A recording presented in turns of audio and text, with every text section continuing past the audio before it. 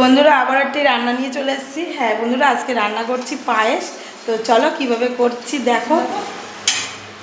তো আজকে রান্না করছি ইন্ডাকশন ওভেনে কিভাবে দুধের পায়েস করি। তো চলো দেখতে থাকো। এখানে জাল দিয়ে জাল ধরিয়ে নিয়েছি কারেন্টটা। এখানে দুধটা চাপিয়ে দিচ্ছি। এখানে 1.5 কেজি দুধ আছে আর 1 গ্লাস জল দিচ্ছি সঙ্গে নিয়ে। এবার একটু গরম হতে থাকুক।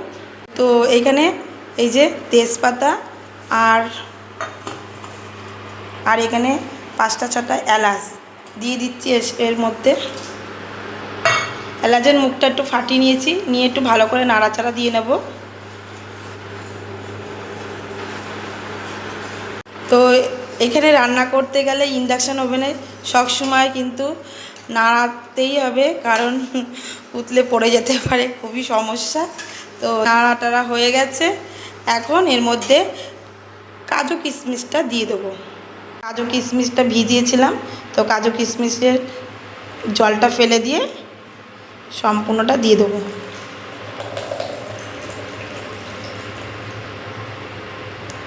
এর মধ্যে এই কাজু কিশমিশ দিয়ে দিচ্ছি।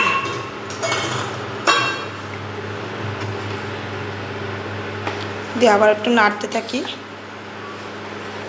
বন্ধুরা এখানে 1 চামচ ঘি নিয়েছি।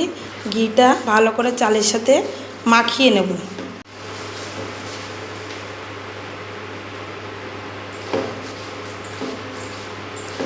এই ঘি দেওয়ার কারণে টেস্ট হবে, খুব সুন্দর গন্ধটাও বেরোবে। তবে চালটা মাখা হয়ে গেছে কমপ্লিট। তো চালটাকে এবার ঢেকে রাখবো। চালটা ঢেকে রাখবো 10 মিনিট। দেখো দুধটা গরম হয়ে উঠেছে। তো এখন এর মধ্যে চালটা দিয়ে দেবো। আর একটু ফুটে উঠবে, কিন্তু খেয়াল রাখতে হবে যাতে দুধটা পড়ে না যায়। তো চলো এই যে 10 মিনিট হয়ে গেছে, ঢাকনাটা খুলে দিয়েছি চালের। এবার এদিকে দেখো দুধটা বেশ ভালোই গরম হয়ে উঠেছে। এবার এই চালটা এর মধ্যে দিয়ে দেবো।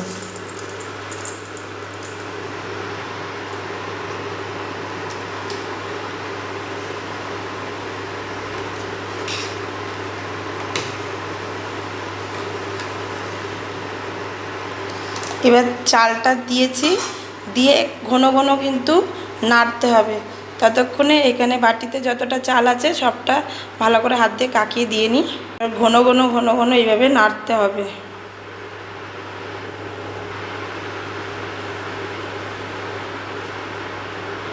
আস্তে আস্তে আস্তে আস্তে দেখবে সাইড দিয়ে যাতে পড়ে না যায়।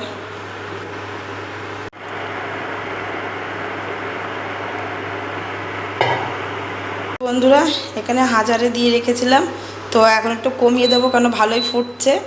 300-তে দিয়ে রাখবো, দিয়ে এতেই ভালো হয়ে যাবে। তো এই দেখো চালটা অনেকটাই সিদ্ধ হয়ে এসছে। একটু মাঝে সাঝে একটু নাড়িয়ে দিতে হবে। এখন আবার ঘন ঘন না নাড়লেও হবে, কারণ এটা তো চালটা সিদ্ধ হবে। ঘন ঘন নাড়লে হয়তো চালটা সিদ্ধ হবে না। তো এটা হতে থাকুক।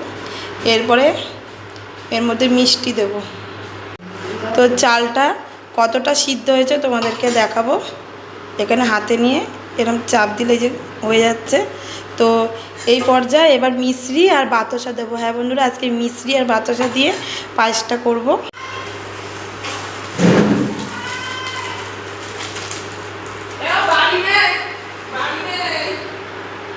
এই মিশ্রিটা সম্পূর্ণটা দিয়েছি।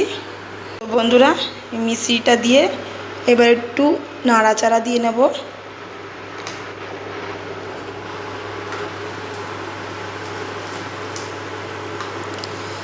এবার যেটুক চালটা সিদ্ধ হওয়া বাকি আছে ততক্ষণে মিশ্রিটাও গলে যাবে, চালটাও বেশ দারুণ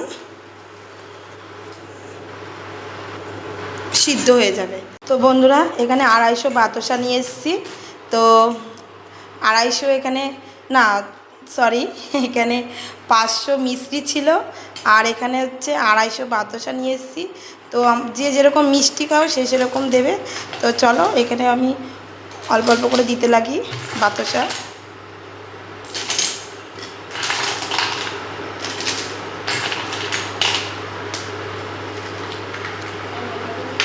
দিয়ে নাড়াচাড়া করে এবার ওর মতন ওরে ফুটতে দিতে হবে। বন্ধুরা এখানে দেখো খুব দারুণভাবে সিদ্ধ হয়ে গেছে। তো আর একটু টানিয়ে ঘন মতন করবো একটু। চলো, সুন্দর হয়েছে, দারুণ হয়েছে, দারুণ।